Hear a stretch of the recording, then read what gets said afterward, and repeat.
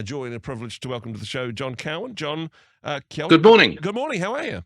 Yeah, I'm good. Good. Are Box you of birds. much of an intrepid traveller? And I don't necessarily mean the travel firm, Intrepid Tours, but are you a seasoned pilgrim?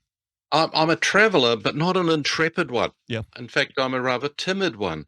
I actually have, which I have something which I've seen described as the commonest phobia in the world, and that is travel agoraphobia. Wow. I can remember we went to Disneyland some years ago, and after a great day, Naomi says to me, oh, wouldn't it be terrible if you went all this way and then got homesick? And she rolled over and went to sleep, and I'm sitting there going, oh, yeah, wouldn't it be terrible? Because I was hopelessly homesick, and I always am when I go away. The thing is, Yeah. I don't let that agoraphobia stop me. Yeah. I just know that I'm going to feel awfully panicky from time to time when I'm away from home. But I believe in travel. I mean, that sound odd, but I really think it is one of the most significant things in my life. And I don't just mean sitting in a hotel somewhere, you know, eh, at a resort or something. I mean, actually immersive travel. Yeah. I remember years ago working at the parenting place, and there was a book about gifted girls and looking at the factors that tended to make girls achieve well in life. And one of those things was international travel while young. Okay. And the book distinguished between, I'm not just talking about a holiday on a beach in the Pacific somewhere, it was talking about actual immersing yourself in a different culture, hearing different languages, experiencing different cultures, meeting people, and immersing yourself in it. And I believe that for myself, some of the most significant and life-changing experiences I've had have been in that, for me, outside of my comfort zone in foreign climes, and not just but experiencing the sights, but experiencing the people, the languages, the culture, the different views on things, talking to people, the people you chat to on buses and at markets and as you're traveling.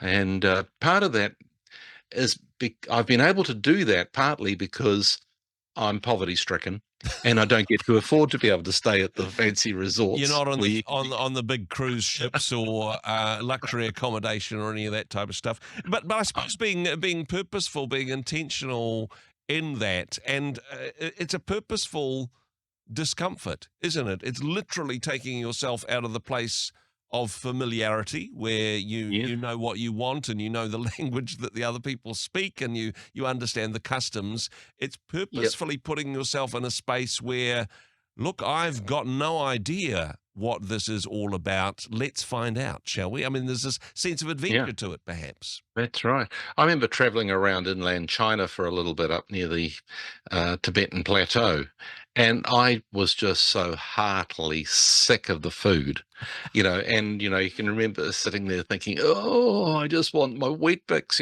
and especially in the breakfast times, I was just running out of courage to be able to face the challenges of this. Boiled egg for breakfast wasn't to your liking then? And yet, looking back on it, I see it now as one of the best experiences of my life. Okay. Quite literally, it's in that, at the, I was actually able to process at the time and go past the slimy mushroom stuff they served you for breakfast and actually appreciate the fact that you are sitting in a little town miles from anywhere and overcome the terror of not knowing exactly how I was going to get home. I do hope that the digestive system was able to process the whatever you had for breakfast as well. That's right, and sometimes it failed. Yeah, exactly. But honestly, real treasure when that compot's down. This is another difference between journeying and just simply traveling. Yeah. A journey doesn't stop when you get home. It lives with you. It becomes part of you. It has transformed you in some way. John, I want to ask you, again, a personal question here. Are you one of these travelers? One of my favorite lines from Elvis Costello is, travel broadens the mind till you can't get your head out of doors. Are you one of these people that goes overseas to exotic places and then just tells everybody the stories about, and then we did this and that and the other thing, and you've got photos on your phone and people they try not to roll their eyes, but are you one of those people, John? Absolutely. No, I'm sorry. I'm a congenital bore, and I'll shower you with photos for until you're weeping to be released. As long as you So don't show me a photo no, of I those try not to mushrooms you be. had. I Yeah, try not to be. But the thing is, it does fill you up with stuff that has changed you, and you probably think you want to change other people. exactly. But just one final thing is, you don't have to jump on a jet to journey. Hmm. Uh, in that journeying is more journeying as opposed to traveling is immersing oneself in the experiences as you go along. Yeah. And in the same way that a package tour can insulate you and isolate you from the experiences internationally, we spend a lot of our life here isolating ourselves off from other people. When you go past a bus stop, do you see people doing community singing? No, they've all got their earbuds in and staring at their phones, Yeah. desperately staring off in their own little direction so that they don't make eye contact with one of the other 20 people waiting for the same bus. Yeah. And I know that it's not culturally appropriate New Zealanders to sort of round up on people and delve deeply into their family and things, Yep. but there is so much more we could be doing to actually enjoy the journey, to reflect upon things, to talk to people, to interact with people.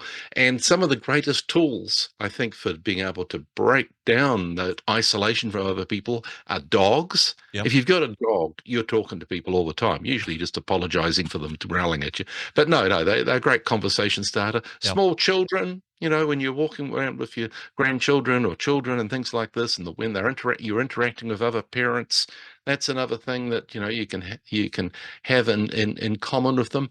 Bicycling, I find that is such a one of the things that I love from the cycling group that I'm in is hearing the reaction from people who just say, "Hey, this puts us in contact with the city that you've lived in all your life." Yeah. Yeah. I didn't, that you see things, you smell things, you interact with people in ways that you just don't do when you're riding around in your tin car. Hmm. And so, can I just urge people to consider their life a journey, and rather than just be thinking about the deadline, thinking about getting home, thinking about what's coming up on Netflix, actually, just take a moment to look around. I guess it's one of these mindfulness things. I'm a bit allergic to the term mindfulness. It gets a bit overused, but it is a genuine mindfulness thing. This idea of this is a journey.